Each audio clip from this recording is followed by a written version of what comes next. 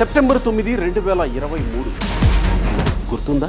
ప్రపంచంలో ఒక నాయకుడు ఆయన, ప్రపంచంలో అట్లాంటి నాయకుడు లేడు. అట్లాంటి నాయకుడు అరెస్ట్ చేశారు. మన జీవితాలు నాశనమైపోయినాయి, మన జీవితాలు గొప్పైపోయినాయి. గుర్తు లేకుండా ఎలా ఉంటుంది, ప్రత్యేకంగా తెలుగువారికి.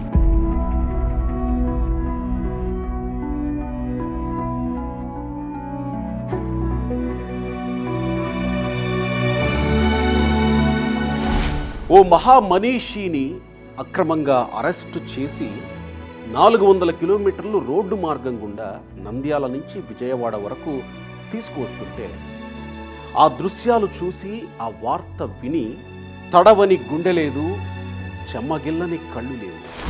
మరి అక్టోబర్ 29, 2023 గుర్తుందా?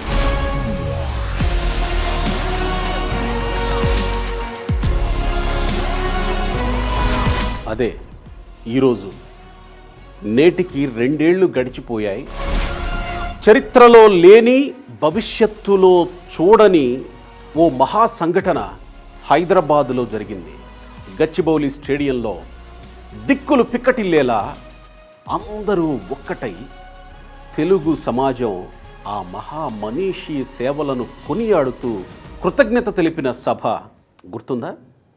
బహుశా ఇప్పుడు గుర్తొచ్చి ఉంటుంది మీకు. CBN's gratitude concert.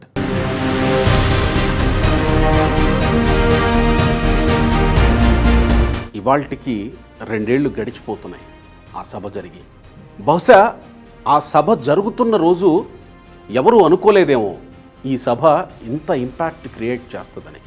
కానీ ప్రతి తెలుగువాడి గుండెని ఆ సభ తట్టిలేపింది.